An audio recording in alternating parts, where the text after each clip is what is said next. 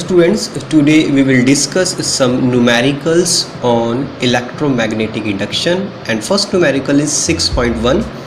Predict the direction of induced current in the situations described by the following figures. तो student इस तरह के हमें कुछ फिगर्स दिए हुए हैं, तो हमें ये बताना है कि जो करंट डेवलप होने वाला है, जो इंड्यूस होने वाला है, उसकी डायरेक्शन क्या होगी. What is the direction of induced current. So student इस तरह के जो हमारे पास क्वेश्चंस हैं उसमें हमें सबसे पहले इसकी ज्योमेट्री को समझना होगा कि ज्योमेट्री में हम किस तरह से पता लगा सकते हैं direction of current.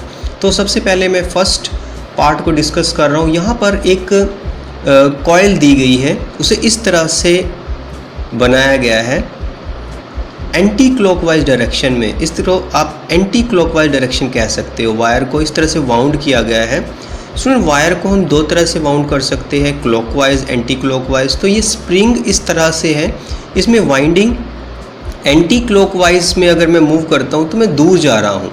This is anti clockwise direction. इसे आप एंटी क्लॉकवाइज, अगर राइट हैंड साइड से देखें तो इधर एक मैग्नेट है, तो आपको बेसिकली मैग्नेट की तरफ से देखना है.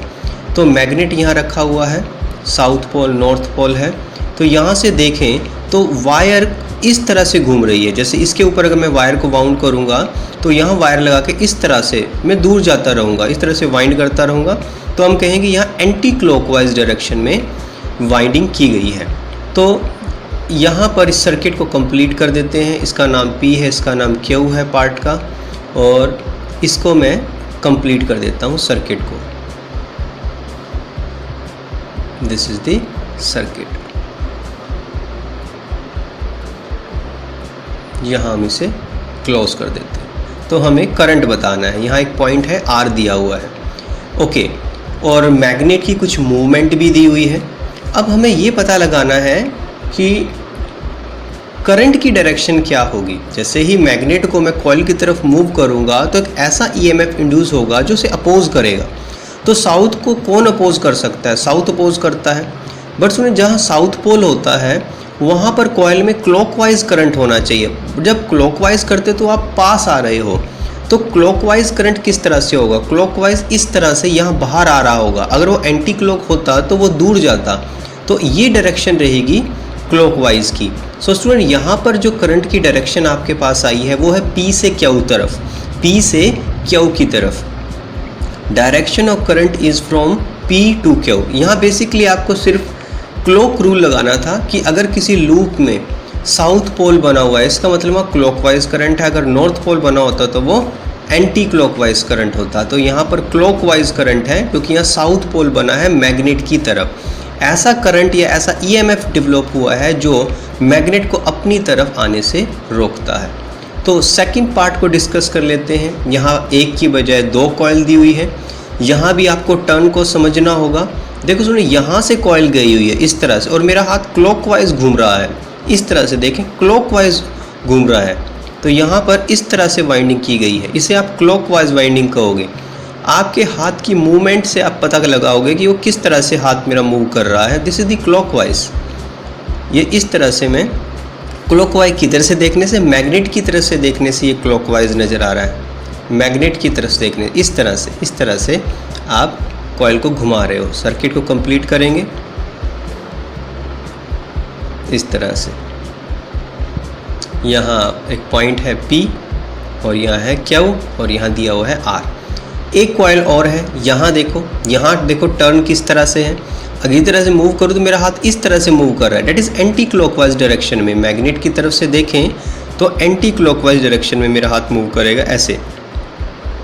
ये एंटी क्लॉकवाइज डायरेक्शन में वायर को वाउंड किया हुआ है इस तरह से. This is anti clockwise direction. This is anti clockwise.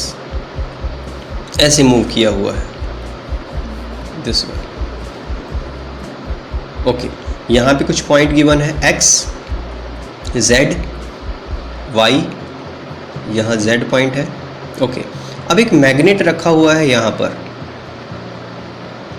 और इसकी डायरेक्शन भी दे रखी है. ये साउथ पोल है, ये नॉर्थ पोल है, और ये मूव किधर कर रहा है? इस डायरेक्शन में. सो स्टूडेंट, सेम वही मेथड. अगर मैं मैग्नेट को पहली कॉइल की तरफ मूव करता हूँ तो स्टूडेंट ये जो फेस आपको नज़र आ रहा है क्यू पॉइंट की तरफ, अब यहाँ से क्लॉकवाइज वाइंडिंग की गई है, तो साउथ की तरफ कौन सा पोल आएगा? देखो यहाँ एंटी क्लॉकवाइज डायरेक्शन में कॉइल को मूव किया गया है, बस यहीं से पता लगाना है। अब यहाँ से साउथ के सामने कौन सा पोल आएगा अपोज करने के लिए? साउथ ही आएगा। साउथ के सामने साउथ है तो आप क्लॉकवाइज करंट घुमाओगे, तो क्लॉकवाइज है तो वो दूर जाएगा, तो क्लॉकवाइज करंट में इस तरह से मूव करेगा, तो क्लॉकवाइज करंट दिखाओ। और ये करंट कहाँ जा रहा है? इस तरह से मूव कर रहा है क्लॉकवाइज और यहाँ पहुँच गया है। तो यहाँ पर करंट किधर से किधर है? P से R, R से Q, PRQ, ये आप लिख सकते हो। तो जो डायरेक्शन है करंट की वो है इसमें। अब यहाँ देखते हैं, अब यहाँ दूर जा रहा है, ये दूर नहीं जाने देगा, तो यहाँ साउथ पोल बनना चाहिए, बट वाइंडिंग एंटी क्लॉकवाइज है, मगर करंट कैसा है? क्लॉकवाइज। क्लॉकवाइज में वापस आ रहा है, एंटी क्लॉकवाइज में आप दूर जा रहे हो, क्लॉकवाइज में आप वापस आ रहे हो, तो करंट की डायरेक्शन तो यही क्लॉकवाइज होगी क्योंकि साउथ पोल बना है, तो ये डायरेक्शन रहेगी। तो एक्स से लेकर जेड, जेड से लेकर वाई, तो ये डायरेक्शन है। वाइंडिंग एंटी क्लॉकवाइज है बट करंट क्लॉकवाइज है, तो क्लॉकवाइज करंट वापस आएगा, तो क्लॉकवाइज घूमते हुए आप वापस आ रहे हैं। आपने साउथ पोल इसलिए माना क्योंकि नॉर्थ दूर जा रहा था, उसको अपोज करना है, तो यहाँ डायरेक्शन PRQ है। Direction of current, direction of current PRQ, P से R, R से Q, ये डायरेक्शन रहेगी। और अगर मैं बात करता हूँ दूसरे कॉइल की, दूसरे कॉइल में क्या डायरेक्शन रहेगी? ठीक है, ये आपकी डायरेक्शन हो गई थी PRQ। दूसरे कॉइल में X Z Y, X Z Y, ये डायरेक्शन रहेगी। ओके, तो यही हमें फाइंड करना है। ओके स्टूडेंट, नाउ अब आता है सी पार्ट पे। सी पार्ट पे, सी पार्ट में दो लूप बनाए गए हैं। ये लूप है, यहाँ पर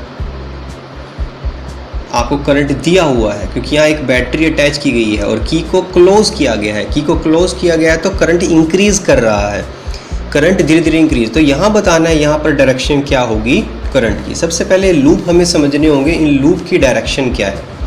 सुनिए, जैसे मैं ये लूप बना रहा हूँ, यहाँ पर ये मेरे पास एक लूप है, करंट लूप, यहाँ पर बैटरी अटैच्ड है, ये डायरेक्शन है क्योंकि यहाँ पॉजिटिव टर्मिनल जुड़ा हुआ है, इस एंड से पॉजिटिव टर्मिनल जुड़ा है,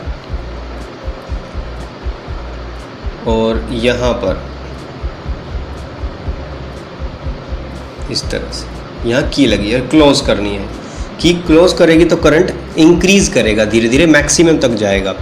तो इसी के कॉन्सेंट्रिकली, कॉन्सेंट्रिक इसलिए बोल सकते हैं, एक्सिस जो है वो एक है उनका, कॉन्सेंट्रिकली तो नहीं बोलेंगे, कोएक्सियल है, एक एक्सिस है। तो यहाँ पर एक लूप है ZXY, बट ये किस तरह से रखे हुए हैं इनको हम समझते हैं एग्जाम्पल से। स्टूडेंट, जैसे कि ये मेरे पास एक रिंग है, आप रिंग कंसीडर कर सकते हो इसे, तो किस तरह से आप इससे डायरेक्शन दिखाओगे? जैसे ये वाला पोर्शन, राइट हैंड वाला पोर्शन, ये बाहर होगा, इसको आप बाहर मानना है, बाहर की तरफ, राइट हैंड वाला बाहर की तरफ है। अगर ये बाहर की तरफ है तो जो बैटरी जुड़ी हुई है वो किधर जुड़ी हुई है? अंदर वाले पार्ट की तरफ। इसका मतलब करंट अंदर वाले पार्ट से स्टार्ट होकर ऐसे आ रहा है। इधर से देखें तो ये इस तरह से एंटी क्लॉकवाइज घूम रहा है, एंटी क्लॉकवाइज डायरेक्शन है यहाँ पर। अगर ये एंटी क्लॉकवाइज है तो इस तरफ कौन सा पोल बनेगा? इधर बनेगा नॉर्थ पोल, यहाँ बनेगा नॉर्थ पोल, तो यहाँ नॉर्थ बना। अब ये नॉर्थ पोल, यहाँ से लाइंस निकलनी चाहिए। अब ये वाला पार्ट कैसे रखा है? ये ऐसे, एक्स बाहर की तरफ मानना है, राइट हैंड साइड वाला पोर्शन बाहर की तरफ, ऊपर वाई है, नीचे जेड है, एक्स बाहर है। ओके, तो नॉर्थ के सामने क्या होगा? क्योंकि स्टूडेंट इंक्रीज कर रहा है, मैग्नेटिक लाइन इंक्रीज करिए, तो ऐसा यहाँ पोल बनाओ जो बढ़ते हुए मैग्नेटिक फील्ड को रोके। तो नॉर्थ को नॉर्थ ही रोकेगा क्योंकि नॉर्थ से भी बाहर लाइनें निकलेंगी। तो इस फेस पे नॉर्थ बनना चाहिए ताकि वो इंक्रीज कर रहे मैग्नेटिक फील्ड को अपोज करे।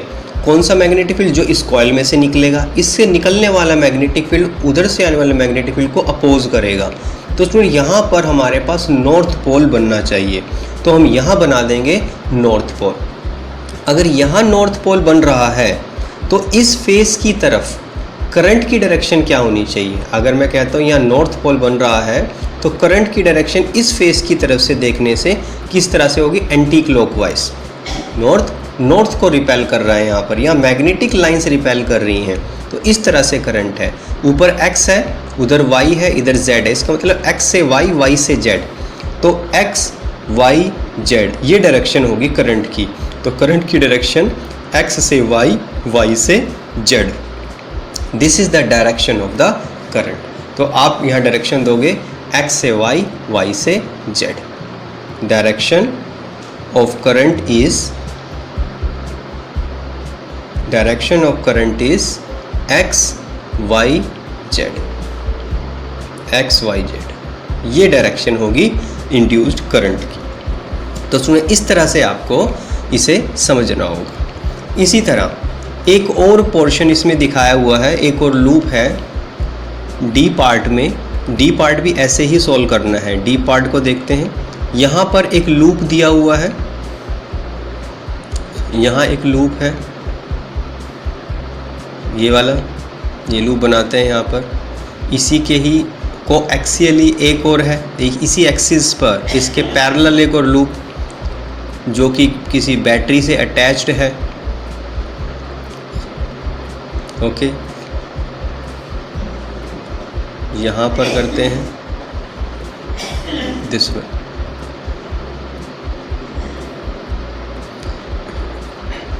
इस तरह से जोड़ दिया और यहाँ जोड़ दिया एक रियोस्टेट।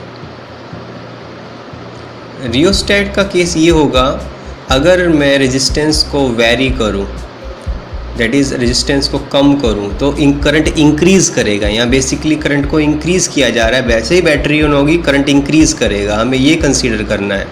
तो इस तरह से क्लोज़ किया गया है की को, जैसे की को क्लोज़ करेंगे करंट इंक्रीज़ करेगा। जैसे यहाँ क्लोज़ किया गया था तो वैसे यहाँ पर भी क्लोज़ किया जाएगा, की को क्लोज़ किया गया है। जैसे कि क्लोज़ किया, यहाँ करंट स्टार्ट हो गया। यहाँ करंट स्टार्ट हुआ तो यहाँ से कैसा होगा? एंटी क्लॉकवाइज, सेम वही केस। तो ये वाला पोर्शन राइट हैंड बाहर आ जाएगा, तो यहाँ से करंट इस तरह से, इधर से देखें क्लॉक, मगर इधर से देखें तो एंटी क्लॉकवाइज डायरेक्शन होगा। This is anti clockwise. हमें सेकेंड लूप को देखना है, उसकी तरफ से देखें तो यहाँ पर क्या होगा? Anti clockwise direction. तो एंटी क्लॉकवाइज डायरेक्शन, तो यहाँ कौन सा पोल बनेगा? यहाँ बनेगा नॉर्थ पोल। तो यहाँ बन जाएगा इस फेस की तरफ नॉर्थ पोल, और वो इंक्रीज़ कर रहा है। अब इसको समझ लेते हैं, ये x किधर होगा? बाहर की तरफ होगा, y ऊपर होगा, z नीचे होगा। तो हमें कौन सा पोल बनाना है? तो नॉर्थ से लाइंस निकल रही हैं, बाहर की तरफ निकल रही हैं, तो यहाँ भी ऐसी लाइंस बनानी है जो कि उसको बढ़ने से रोके, जो उसको अपोज करे। तो यहाँ से भी लाइन निकलनी चाहिए ताकि अपोज कर सके। तो यहाँ भी आपको नॉर्थ पोल ही बनाना होगा जो नॉर्थ को रिपेल कर सके। तो यहाँ कौन सा पोल बनेगा? नॉर्थ पोल बनेगा। अगर यहाँ नॉर्थ पोल बना तो करंट एंटी क्लॉकवाइज होना चाहिए। अब x तो बाहर है, x से z, z से y, x से z, z से y। तो इस तरह से, किस तरह से? नहीं, इस तरह से देखें, x तो बाहर है, इस तरह से यहाँ से करंट आ रहा है, इस तरह से। तो आप इस तरह कह सकते हो, x से z, z से y, ठीक है। x से, x ऊपर है, z नीचे है, तो x z y ये डायरेक्शन रहेगी, ठीक है। Direction of current is x z y, this is the direction. तो उसमें इस तरह से सॉल्यूशन करना है। अब नेक्स्ट पे आते हैं, दिस वन। यहाँ पर भी आपके पास दो कॉयल हैं, बट उन्हें बनाया गया है। आपके पास पहले एक, सपोज करो एक इंसुलेटिंग कोई भी कार्डबोर्ड की ट्यूब है, आप ये कह सकते हो, उसके ऊपर वायर को वाउंड किया हुआ है इस तरह से। अब सुनो, वाइंडिंग को समझें। यहाँ से वाइंडिंग पीछे से स्टार्ट हो रही है, इसके पीछे से आ रही है, तो वो टर्न आगे आएगी घूम के इस तरह से। तो इसका मतलब ये एंटी क्लॉकवाइज चल रहा है केस, इस तरह से एंटी क्लॉकवाइज हाथ मेरा घूम रहा है। This is anti clockwise winding, anti clockwise winding हो रही है यहाँ पर इस तरह से वायर को आप लपेट रहे हो। और ये देखो सामने की तरफ वायरिंग, ये सामने की तरफ, तो ये होगी कंप्लीट। यहाँ लगाएंगे बैटरी और यहाँ है की, इस तरह से। अब इसके सामने एक की और लगाएंगे, एक कॉइल और लगाएंगे। यहाँ देखो सामने से स्टार्ट हो रही है कॉइलिंग, तो ये इस तरह से, ये इस तरह से, ये इस तरह से। अगर मैं राइट हैंड साइड से देखूं तो ये क्लॉकवाइज है, मगर लेफ्ट हैंड साइड से देखें तो ये एंटी क्लॉकवाइज है। अभी मैं इस साइड से क्लॉकवाइज वापस आ रहा हूँ, इस तरह से, ठीक है। ये इस तरह इसके पीछे से है। ये कह सकते हैं दोनों वाइंडिंग राइट हैंड साइड से देखने से एक जैसी है, दिस वन। अब बताना है करंट की डायरेक्शन क्या होगी। अब केस ये है, अगर ये की क्लोज होती तो करंट कैसा होता। अगर ये की क्लोज होती तो करंट अभी ये डायरेक्शन में होता, इस तरह से क्लोज होता, तो यहाँ से पॉजिटिव टर्मिनल से करंट चलता।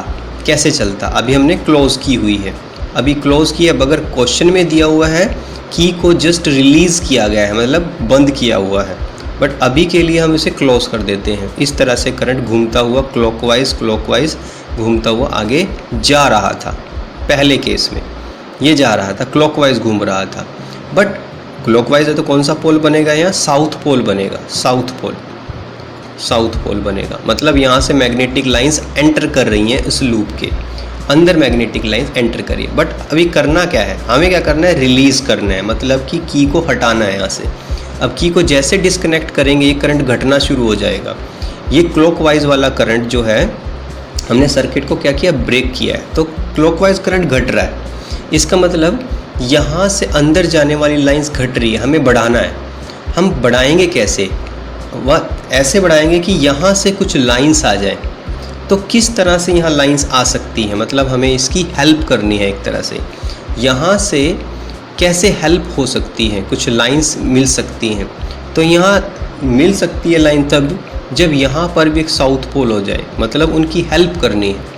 तो यहाँ अगर मैं कह रहा हूँ कि कुछ मैग्नेटिक लाइंस हैं, इसके अंदर मैग्नेटिक लाइंस एंटर कर रही हैं, तो यहाँ पर हमें इसकी हेल्प करनी है, मतलब हमने एक और साउथ पोल जनरेट करना है यहाँ पर, ताकि इसको स्ट्रॉन्ग किया जा सके। तो सपोज़ करो यहाँ से अगर मैं एंटी क्लॉकवाइज कर रहा हूँ तो इधर नॉर्थ पोल है। अगर यहाँ नॉर्थ पोल है, इसका मतलब दूसरी साइड क्या होगा, वहाँ पर साउथ पोल बनेगा। तो हमें किसी तरह यहाँ साउथ पोल बनाना है, साउथ के सामने साउथ बना के हम इसकी स्ट्रेंथ को बढ़ा रहे हैं। तो हम क्या करेंगे, अगर यहाँ इस तरह का करंट आ जाए इस साइड से एंटी क्लॉकवाइज, तो उस पोल की तरफ से देखने से हमें क्या ले लेगा, साउथ, डेट इज़ क्लॉकवाइज। इधर एंटी तो यहाँ साउथ, तो यहाँ क्लॉकवाइज करंट नज़र आएगा। अगर हम देखें इस फेस की तरफ से, तो इस फेस की तरफ से अगर देखें तो ये नीचे की तरफ आ रहा है, मतलब करंट की जो डायरेक्शन वो XRY है। डेट इज़ हमें क्या करना है, वो जो साउथ पोल डिक्रीज़ हो रहा था, हमें साउथ पोल को और बनाना है, हेल्प करनी है। तो वहाँ एक साउथ जनरेट कर देते हैं, तो ये डायरेक्शन होगी करंट की XRY। तो ये मेथड आपको याद रखना है। अब लास्ट पार्ट डिस्कस करते हैं क्वेश्चन का। लास्ट पार्ट है, इस तरह से एक वायर है, सेंटर पे करंट दिया हुआ है उसमें, और उसके चारों तरफ एक लूप है। यहाँ पर एक वायर है, वायर के चारों तरफ एक लूप है। अगर स्टूडेंट उस वायर में जो भी करंट है, वो करंट उस लूप को कट नहीं कर रहा, डेट इज उस करंट का जो मैग्नेटिक फील्ड बन रहा है वो कॉइल के अलोंग है। जब कॉइल के अलोंग है तो वो उसमें कोई भी इंडक्शन नहीं कर पाएगा। जैसे ये कंडक्टर के चारों तरफ मैग्नेटिक फील्ड है और उसी के अलोंग ये रिंग है, तो वो मैग्नेटिक फील्ड उस रिंग के अंदर कोई भी EMF इंड्यूस नहीं कर पाएगा। तो स्टूडेंट आप लिख सकते हो, no induce current setup in coil. Coil में कोई भी EMF या कोई भी करंट इंड्यूस नहीं हो रहा है। So no induced current setup in coil, no induced current setup in coil, setup in. Okay student, now 6.3 student 6.3 numerical में क्या बोला गया है, एक लॉन्ग सोलेनॉइड है विथ 15 टर्न्स पर सेंटीमीटर। तो यहाँ पे गिवन क्या है, यहाँ पर गिवन है number of turns per unit length, 15 turns per centimetre यहाँ पर अभी गिवन है। आगे बाद में इसे चेंज करेंगे, तो इसे चेंज कैसे किया जा सकता है, और 15 इसे लिख सकते हो 15 बाय सेंटीमीटर, मतलब 15 पर सेंटीमीटर है ये, 15 पर सेंटीमीटर। तो सेंटीमीटर को अगर मैं मीटर में कन्वर्ट करूं तो 1/100 करना होगा, तो ये हो जाएगा 1500 पर मीटर। ये मेरे पास number of turns per length आ चुकी है मीटर की फॉर्म में। हैज़ ए स्मॉल लूप, एक लूप दिया है जिसका एरिया है 2.0 सेंटीमीटर स्क्वायर, तो इसको भी कन्वर्ट करना पड़ेगा मीटर में। स्टूडेंट 1 सेंटीमीटर 10⁻² मीटर और उसका स्क्वायर करेंगे 2.0 जरूरी नहीं है, 10⁻4 मीटर स्क्वायर ऐसे लिख सकते हो। ये एसआई में कन्वर्ट हो गया।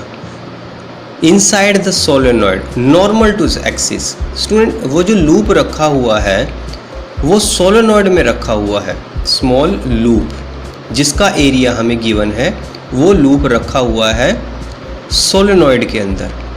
और दोनों का जो एक्सिस है, जैसे आप बात करो नॉर्मल टू इट्स एक्सिस, जैसे जो एरिया है वो एक्सिस के नॉर्मल है, तो आप कह सकते हो लूप का एक्सिस और सोलेनॉइड का एक्सिस सेम है। If the current increase 2 ampere, current suppose starting current जो है जब हम मेज़र कर रहे हैं वो 2.0 एम्पियर, और जो चेंज होके आया वो है 4.0 एम्पियर। कितने टाइम में ऐसा हुआ, सपोज इसे dt कंसीडर कर ले, 0.1 सेकेंड के अंदर ये चेंज हो गया। तो क्या पूछ रहा है, पूछ रहा है EMF इंड्यूस क्या होगी while the current is changing. यहाँ करंट चेंज कर रहा है तो EMF इंड्यूस पूछा गया है। So what will be the EMF induce. Student EMF induce का एक फॉर्मूला हमें पता है, E d∅dt, d∅dt। और पहले समझे, जैसे ये मेरे पास एक सोलेनॉइड है, दिस इज़ अ सोलेनॉइड, और इसमें लूप कहाँ रखा हुआ है, इसमें लूप यहाँ सपोज इस तरह से रखा हुआ है, एक ही लूप है, एक ही टर्न है, वो ये लूप रखा हुआ, दोनों का एक्सिस सेम है। आप ये कह सकते हो जो प्लेन लूप का एरिया है वो एक्सिस के परपेंडिकुलर है। तो यहाँ पर मैं फ्लक्स की जगह लिख सकता हूँ B into A, magnetic field into area, magnetic field into area, क्योंकि जो एरिया है वो कांस्टेंट है, तो आप एरिया बाहर निकल सकते हो dp/dt। तो मतलब मैग्नेटिक फील्ड वेरिएबल है बिकॉज ऑफ करंट। देखो हमें पता है मैग्नेटिक फील्ड सोलेनॉइड पे कितना होता है, सिंस मैग्नेटिक फील्ड किसी सोलेनॉइड के सेंटर पर होता है μ0 Ni। इस तरह से करंट जा रहा है, इसके अंदर वेरिएबल है जो कि, तो μ0 Ni। तो ये वैल्यू आप अगर यहाँ पुट करें तो आपके पास क्या वैल्यू आएगी, सो you can write E which is A area this one, और B की वैल्यू पुट कर देंगे d/dt, B की जगह आ जाएगा μ0 Ni। इसमें जो कांस्टेंट है वो बाहर निकाला जा सकता है, और you can write E area constant है, number of turns per length भी कांस्टेंट है, और एरिया तो हमने लिख लिया है, एरिया कांस्टेंट था वो लिख लिया है, और वेरिएबल है करंट, करंट जो कि चेंज हो रहा है 2 एम्पियर से 4 एम्पियर, तो d/dt इंटू आई। एक टर्म मिस है μ0 यहाँ लिख लेते हैं, μ0, ठीक है। तो फाइनल हमारे पास क्या इक्वेशन आई है, E μ0 AN, स्टूडेंट A 2 बार लिखा है, एक बार लिखना है, ठीक है। एक वैल्यू आएगी एरिया की, μ0 की वैल्यू 4π10⁻⁷ इंटू एरिया की value, area 2 × 10⁻⁻⁴, number of turns per metre 1500 हमने फाइंड की है, 1500 दिस वन। ओके, एरिया एक ही बार आएगा, मिस्टेक है। नाउ सारी वैल्यू आ गई है, एरिया की आ गई, एन की आ गई है, di/dt। नाउ करंट वेरिएबल है, चेंज कितना है करंट में, 4 - 2 आप लिख सकते हो, 4 - 2 डिवाइड बाय dt कितना है, कितने टाइम में हुआ है, 0.1 सेकेंड में, 0.1 सेकेंड। बस इसे सॉल्व करेंगे, 4π × 2 × 1500 × 2, 4 - 2 0.1 × 10⁻11। ओके, 2 0 इनको एडजस्ट करेंगे, +2 आ जाएगा, 0.1 से 0 पॉइंट हटाएंगे, ऊपर 10 आएगा, यहाँ +1 हो जाएगा। इसे सॉल्व करें तो हमारे पास आंसर आएगा, फाइनली हमारे पास आंसर आ रहा है 7.5 × 10⁻⁻6। ये EMF की वैल्यू है, किसमें है ये, वोल्ट के अंदर, वोल्ट में। So this is our question. So सुनो, ये 6.3 सोल्व हो गया है, 6.3। नाउ अब बात करते हैं 6.5 की। 6.5 में दिया है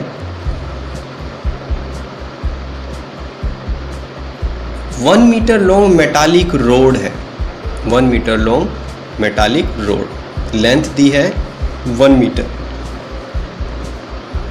विद मूव कर, रोटेट कर रही है ये एंगुलर वेलोसिटी के साथ या एंगुलर फ्रीक्वेंसी के साथ, ओमेगा 400 रेडियन पर सेकेंड, ये given 400 radian per second, about an axis normal to the rod passing through its one end. कैसे, जैसे ये हमारे पास रोड है, यहाँ एक्सिस और रोटेशन इस तरह से है और ये ऐसे घूम रही है, तो ये एक्सिस इसके परपेंडिकुलर है, तो इस तरह से एक एंड के अलोंग ये चारों तरफ रोटेट कर रही है, चारों तरफ रोटेट कर रही है, तो इस तरह से ये रोटेट कर रही है। एक डायग्राम से बना सकते हो, ये सपोज एक रोड है,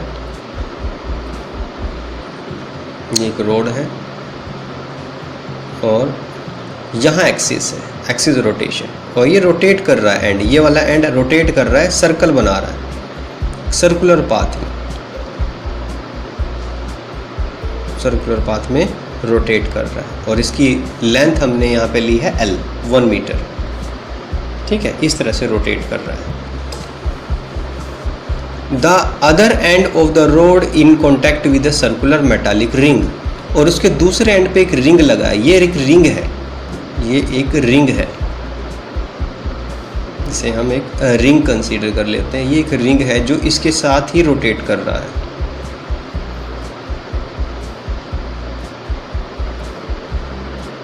इस तरह से रोटेट कर रहा है। Okay, a constant and uniform magnetic field, एक मैग्नेटिक फील्ड दिया हुआ है, that is B which is 0.5 tesla, parallel to the axis exist. देखो ये एक्सिस और रोटेशन है, इसी के पैरेलल, मतलब या तो वो अंदर जा रहा होगा या बाहर आ रहा होगा, तो हम अंदर की तरफ एक मैग्नेटिक फील्ड बना देते हैं एक्सिस के पैरेलल, तो क्रॉस से रिप्रेजेंट कर रहे हैं, इनवर्ड मैग्नेटिक फील्ड है, डेट इज़ हर बार जब रोड रोटेट करेगी वो मैग्नेटिक फील्ड को कट करेगी, अगर वो मैग्नेटिक फील्ड को कट करेगी तो उसमें EMF इंड्यूस होगी। स्टूडेंट, इस टॉपिक के ऊपर एक वीडियो बनाई हुई है, उस वीडियो में मैंने एक जर्नल फार्मूला डिराइव किया है मोशनल EMF का, जब रोड रोटेट करती है किसी एंगुलर वेलोसिटी से। ओके, तो ये मैग्नेटिक फील्ड गिवन है। अब आपको क्या कैलकुलेट करना है कि आपको कैलकुलेट करना है, अगर ये रोड रोटेट कर रही है तो EMF डेवलप कितना होगा सेंटर के बीच में और रिंग के बीच में, और रिंग के बीच में, इन दोनों के बीच में कितना EMF डेवलप होगा। तो ये हमारा टॉपिक है स्टूडेंट। एक जनरल फॉर्मूले से इसे आसानी से सोल्व किया जा सकता है, बट मैं इसके बेसिक से आपको सोल्व करवा रहा हूँ। इसके जर्नल के लिए आप वीडियो देखोगे। तो यहाँ ये रोटेट कर रहा है, जब ये रोटेट कर रहा है तो किस वेलोसिटी पर ये रोटेट कर रहा है, ये एक एंगुलर वेलोसिटी पर रोटेट कर रहा है, ओमेगा पर। तो ओमेगा की वैल्यू हमें दी हुई है। तो जब ये रोटेट करेगा ये हिस्सा, तो इसके अंदर EMF इंड्यूस होगी, बट रिंग के अंदर EMF इंड्यूस नहीं होगी, क्योंकि वो हिस्सा कट नहीं कर रहा है मैग्नेटिक फील्ड को या मैग्नेटिक फ्लक्स को, वो कट नहीं कर रहा है, डेट इज़ चेंज नहीं कर रहा है। तो आप कहोगे कि रोड के अंदर EMF इंड्यूस होगी, और उसका फॉर्मूला क्या होता है। यूजिंग अ फार्मूला, एक फार्मूला, बेसिक फार्मूला आपने पढ़ा है, E = -dφ/dt, वही फार्मूला यहाँ पर यूज़ करेंगे। यूजिंग, वैसे मैं डायरेक्ट फार्मूला यूज़ करके वैल्यू निकाल सकता हूँ, बट अब हम थोड़ा सा बेसिक से बनाएंगे इसको, dφ/dt। अब आपको पता है जो फ्लक्स होगा, फ्लक्स, ये dφ का मतलब है ये पूरा का पूरा जो सर्कल घूम रहा है, ये रोड घूम रही है, कितना फ्लक्स ये कंप्लीट कट कर रही है। तो ये जो dφ है, वैसे मैं ले सकता हूँ d/dt of B × A। Area तो कांस्टेंट है, मैग्नेटिक फील्ड कट हो रहा है, बट इस dφ को कंप्लीट ही हम B × A लिख सकते हैं। साथ ही साथ वैसे होता है फ्लक्स BA cos θ। अब यहाँ पर एंगल मैग्नेटिक फील्ड एरिया है, ये एरिया है, इसका वेक्टर अंदर जा रहा है, मैग्नेटिक फील्ड भी अंदर जा रहा है। तो एरिया वेक्टर और मैग्नेटिक फील्ड में एंगल है 0 डिग्री, क्योंकि वो पैरेलल है, और cos 0 की वैल्यू होती है 1। तो फ्लक्स की जगह आप लिख सकते हो BA cos 0, that is BA। तो हमें d/dt लिखने की जरूरत नहीं है, हम सिंपली dφ की जगह टोटल फ्लक्स B × A लिख सकते हैं। तो यहाँ पर हमें बेसिकली सिर्फ फ्लक्स चाहिए, और dt का मतलब है कंप्लीट साइकिल में कितना टाइम लग रहा है। तो यहाँ पर आप लिख सकते हो इसको, dφ को सिंपली फ्लक्स B × A, और dt को capital T total time consider कर लेते हैं एक साइकिल का, डेट इज़ एक चक्कर कंप्लीट करने में कितना टाइम लगा। ठीक है, तो ये ओमेगा स्पीड से रोटेट कर रहा है, ये हमने कंसीडर किया है। अब 1/1 कैलकुलेशन करते हैं। dφ की क्या वैल्यू हो, B × A, B मेरे पास 0.5 Tesla into area, area πr² होता है सर्कल का, तो यहाँ πl² होगा, πl कितनी दी हुई है, L की वैल्यू 1 मीटर दी हुई है, 0.5 × π × l², L मतलब 1 मीटर है, 1 मीटर स्क्वायर। इसे सॉल्व करें तो 0.5 पाई वेबर, मैग्नेटिक फील्ड के यूनिट होते हैं, मैग्नेटिक फ्लक्स के वेबर। अब हमें निकालना है टाइम।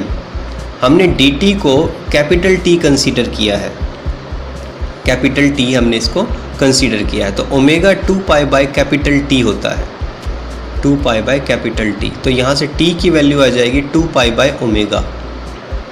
तो यहाँ से 2π/ω कैसे निकालोगे, कैपिटल T की वैल्यू, ओमेगा गिवन है हमें, capital T which is 2π/ω, omega है 400 गिवन है, 400। तो अगर ये वैल्यू पुट करें तो मेरे पास EMF की वैल्यू फाइनली क्या आएगी, E which is magnetic flux B × A, उसकी क्या वैल्यू आई है 0.5 पाई, इसकी वैल्यू आ चुकी है 0.5 पाई, ये वैल्यू 0.5 पाई। ओके, कैपिटल T की वैल्यू मेरे पास है 2π/ω, जिसकी वैल्यू 2π/400, दिस वन 2π/400। यहाँ पाई से पाई कैंसिल हो रहा है और 2 कैंसिल करेगा, देखो ये सेम वही फार्मूला आ गया, 400 पाई, दिस वन सेम वही फार्मूला, चाहे मैं फार्मूला यूज़ करूँ तब भी यही आंसर आएगा। तो इसे सॉल्व करो, 2 2 ज़ा 4, दिस वन 0.5 भी 1/2 होता है, दिस इज़ 1/2, 2 से 2 कैंसिल, दिस इज़ 100 वोल्ट हमारा आंसर आया। This is the voltage between the centre and the ring. Student, एक डायरेक्ट फार्मूला जो मैं बात कर रहा था, वो डायरेक्ट फार्मूला से आंसर आ सकता है, जो कि था E = 1/2 B L square omega. ये डेरिवेशन आप वीडियो में देखोगे, अलग से मैंने एक वीडियो बनाई है, उसमें ये बेसिक टॉपिक आप वहाँ पर कवर करोगे। तो ये हमारा था बेसिक टॉपिक। तो ये हमारा न्यूमेरिकल यहाँ पर कंप्लीट है। नाउ अब हमारे पास आता है 6.7। यहाँ पर क्या गिवन है? यहाँ पर स्टूडेंट एक हॉरिजॉन्टल स्ट्रेट वायर है, एक वायर है मेरे पास जो कि हॉरिजॉन्टल है, अर्थ के सरफेस के हॉरिजॉन्टल मान लो 10 मीटर लेंथ की है, और उसकी एक डायरेक्शन दी हुई है extended from east to west. East west direction है इसकी, ईस्ट वेस्ट। ये सिर्फ डायरेक्शन के लिए हम लिख रहे हैं, ईस्ट वेस्ट डायरेक्शन, इस तरह से, ठीक है। ये जैसे रोड है और ये अर्थ सरफेस है, हम ये ईस्ट वेस्ट नॉर्थ साउथ दिखा रहे हैं। तो ये जो रोड है इस तरह से रखी है और वो ऊपर से नीचे गिर रही है, ऊपर से नीचे सरफेस की तरफ, नीचे की तरफ, ऐसे सरफेस की तरफ गिर रही है, नीचे नीचे गिर रही है, ठीक है। तो फॉलिंग विद अ स्पीड, एक स्पीड दी हुई है जिस स्पीड से गिर रही है v which is 5 metre per second, 5 metre per second at right angle to the horizontal component of magnetic field. Magnetic field का हॉरिजॉन्टल कंपोनेंट ही दे दिया है सीधा, जिसको मैं as a magnetic field use करने वाला हूँ, क्योंकि जो रोड गिर रही है वो इसके साथ 90 डिग्री एंगल बनाकर गिर रही है, तो मुझे एंगल से कोई मतलब नहीं होगा। तो इतनी वैल्यू हॉरिजॉन्टल कंपोनेंट की दी हुई है। अब क्या पूछना चाह रहा है? एक्चुअली स्टूडेंट यहाँ बेसिक टॉपिक ये मोशनल ईएमएफ का है। यहाँ पर सारी वैल्यू 90 डिग्री पर तो सिंपली कैलकुलेशन हो जाएगी। टू फाइंड, हमें फाइंड क्या करना है?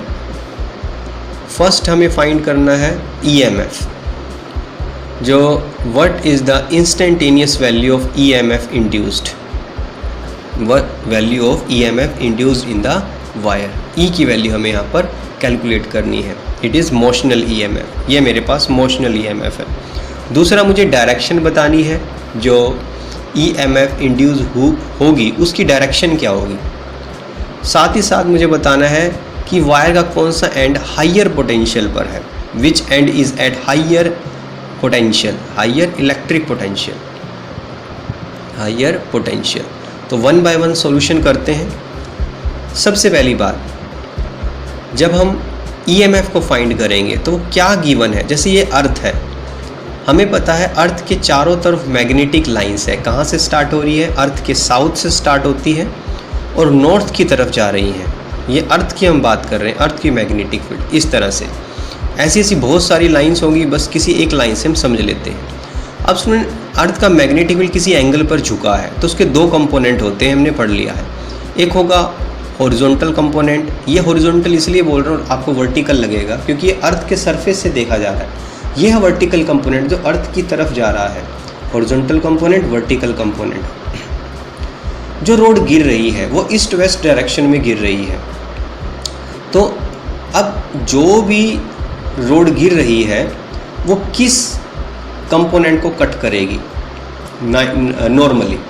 तो यहाँ पर इस डायरेक्शन में अगर मैग्नेटिक फील्ड जा रहा है, सपोज करो, और रोड ईस्ट वेस्ट डायरेक्शन में रखी हुई है और वो नीचे गिर रही है, तो वो हॉरिजॉन्टल कंपोनेंट को कट करेगी हमेशा। हॉरिजॉन्टल ये रोड है सपोज, तो ये वर्टिकल कंपोनेंट को कट नहीं करेगी। तो ये लेंथ 10 मीटर की रोड है जो हॉरिजॉन्टल कंपोनेंट को कट कर रही है, डेट इज़ वो किसी मैग्नेटिक फील्ड में मूव कर रही है। तो इसका सिंपल सा सॉल्यूशन आएगा which is E V into L into B, motional E M F V L B. और इनकी वैल्यूज़ मेरे पास है, वेलोसिटी की वैल्यू मेरे पास है 5 गिवन है, लेंथ मेरे पास है 10, दिस वन। मैग्नेटिक फील्ड मेरे पास है जो कि मैं हॉरिजॉन्टल कंपोनेंट यूज़ कर रहा हूँ, दिस वन 0.3 इंटू 10⁻⁻⁴। स्टूडेंट इसे सॉल्व किया जाए तो हमारे पास आंसर आएगा। इसका सिंपल हमारी कैलकुलेशन आ रही है 5 इंटू 0.30 को लिख सकते हो 30/100, 10 को यहाँ लिख देते हैं, 30/100 है, 10 यहाँ 10⁻⁴। अब 0 से 0 कैंसिल, ये 0 से ये 0 कैंसिल, इसे सोल्व किया जाए तो हमारे पास आएगा 15 इंटू 10⁻⁴, सिंपली 15 इंटू 10⁻⁻⁴ वोल्ट। आप इसे ये भी लिख सकते हो, थोड़ा एडजस्ट करके पॉइंट को लिख सकते हो, और E is equal to 1.5 into 10⁻³ volt. तो सुनो, ये हमारे पास EMF इंड्यूस होगा उस रोड में। अब डायरेक्शन क्या होगी? डायरेक्शन के लिए आपको यूज़ करना होगा फ्लेमिंग्स राइट हैंड रूल। आप यूज़ करोगे Fleming right hand rule. Fleming right hand rule क्या कहता है? फ्लेमिंग राइट हैंड रूल में हम इंड्यूस्ड करंट की डायरेक्शन निकालेंगे, वही हमारी EMF की डायरेक्शन होगी। फ्लेमिंग राइट हैंड रूल में आप पढ़ते हो कि आपका जो थंब है वो मोशन बताता है, first finger magnetic field, centre finger induced current. तो इस तरह से ये रोड ऐसे नीचे की तरफ गिर रही थी, तो यहाँ ऊपर की तरफ मैग्नेटिक फील्ड है, हॉरिजॉन्टल कंपोनेंट ऊपर की तरफ है, फर्स्ट फिंगर ऊपर है, तो थंब नीचे जा रहा है। तो सेंटर फिंगर किधर है? देखो, थंब नीचे जा रहा है, फर्स्ट फिंगर ऊपर जा रही है, सेंटर फिंगर इधर आ रही है। किधर? ईस्ट की तरफ।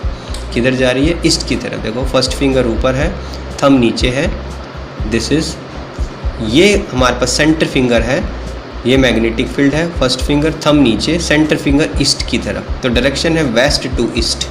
तो डायरेक्शन मेरे पास आ गई है, डायरेक्शन ऑफ इंड्यूस्ड करंट और induced EMF is from west to east.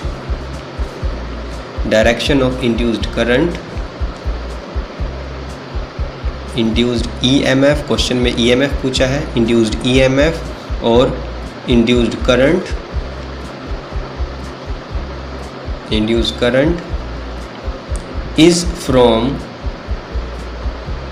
West to east, west to east. See, अब क्योंकि डायरेक्शन वेस्ट से ईस्ट है तो हाई पोटेंशियल कहाँ होगा? वेस्ट पे, क्योंकि करंट हाई पोटेंशियल से लो पोटेंशियल जाता है। तो जो वेस्टर्न एंड है रोड का will be at higher electric potential, तो यहाँ ज़्यादा इलेक्ट्रिक पोटेंशियल होगा। So you can write higher potential. Western end, जो वेस्ट की तरफ का एंड है रोड का, वो हाई पोटेंशियल पर है। Western end will be at higher electric potential, higher electric potential. Okay, so this is our numerical 6.7.